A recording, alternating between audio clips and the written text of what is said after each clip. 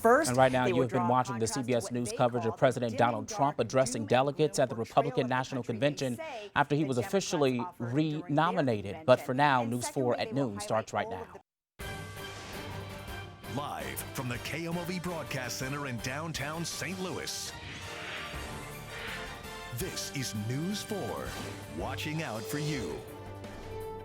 And it's a big day back to school across the St. Louis area as new mask requirements go into effect in St. Louis County. Good afternoon. I'm Justin Andrews in for Claire Kellett this afternoon. And the new mask mandate also impacts St. Louis County businesses. Health officials have strengthened the wording of the policy. Starting today, the county says businesses must deny entry to anyone not wearing a face covering. This morning, St. Louis County Executive Dr. Sam Page spoke about the reasoning behind the new mask mandate.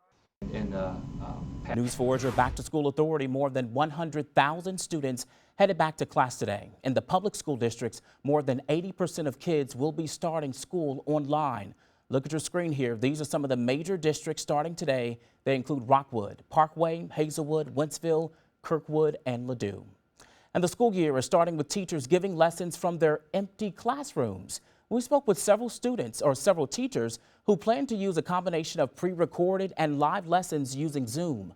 Rockwood initially wanted a reduced capacity plan where students would go to school 2 days a week and learn virtually the other days. But earlier this month, they decided to begin the school year virtually out of an abundance of caution. The decision was necessary due to the health of our entire community. Of course, we all want our students to be in our schools 5 days per week. We've been working with the St. Louis County Department of Public Health and other medical and healthcare professionals. We recognize that a return to school must be conducted in the context of low community transmission. Virtual learning at Rockwood will be through the first quarter, then will be reevaluated. And new at noon, St. Louis police cracking down on crimes in downtown St. Louis this weekend. Police arrested several people, towed cars, and got a number of guns off the streets. City leaders implemented a new safety measure last week to curb shootings and reckless driving. Concrete barriers were placed on several city streets and parking lots to cut down on cruising. And you may want to avoid this area in South City this week. All these bricks and rubble covered the street there near 10th and Cherokee yesterday morning. Crews will begin cleaning up debris from this partial collapse at the Old Limp Brewery complex. No one was hurt. Fire officials say the street department will block off the surrounding area just in case more of the building falls. A quick check of the forecast with meteorologist Kristen Cornett. And Kristen, muggy Monday. Is that safe to say? Yeah, that's fair. That's fair. The heat and humidity really started building in over the weekend. Let's take a look outside at this noon hour. Kristen, thanks. Republicans kicked off their national convention in Charlotte, North Carolina and Washington, D.C. this morning. And less than an hour ago, the GOP officially nominated President Donald Trump for re-election, and he addressed delegates in North Carolina. We're getting ready to do things like nobody's ever seen before. But the best way to bring unity is success. Success brings unity, and we were there. And then we got hit with the plague, but we won't forget that. Like the Democrats last week, the Republican convention will hear from citizens from across the country, including the McCloskeys. They're the St. Louis couple that gained attention for pointing guns at Black Lives Matter protesters in front of their Central West End home. Skylar Henry has the latest from Washington, D.C.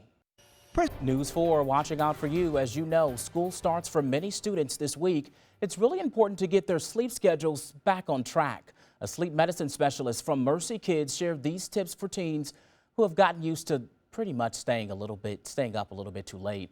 If they wake up early, they will naturally be tired earlier, but they have to skip naps and get a lot of natural light in the morning. Doctors also recommend putting away the electronics 30 minutes before bed and practicing good sleep hygiene.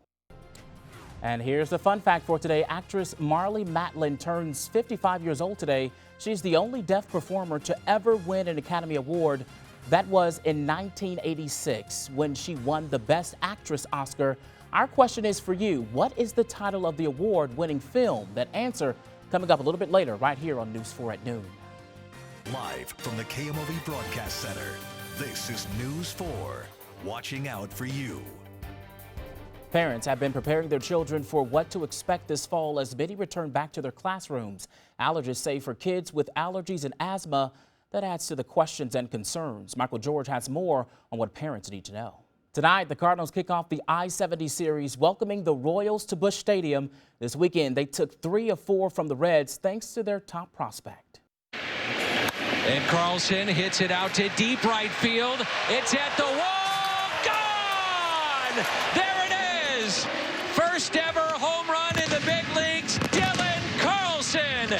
And he does it here at Busch Stadium. Yep, that's Carlson helping the Cardinals to a 6-2 win over the Reds yesterday. First pitch tonight against the Royals right there at Busch Stadium at 7:15. And with no fans in the stands, Fred Bird had to find ways of staying busy at the ballpark, right? And he did just that this weekend. Check out what the Cardinals mascot was up to during yesterday's game. Look at that. He's taking, a bird bath in Macland, in the big backland area.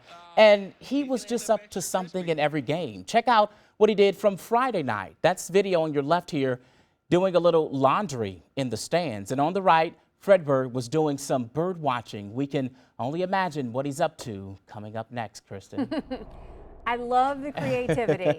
I love it. Always. I mean, hey, I'd love to be a mascot. Yeah, but strange times call for some definitely interesting measures, right? There you go. So I love the completely out of the box. That's It's a prime really, example, right? It's really fun. Yeah, it is. All right. If you were in a Here's your answer. It was Children of a Lesser God. Madeline played a person who was deaf in the film. Thanks for joining us. We'll be right back for News 4 at 4.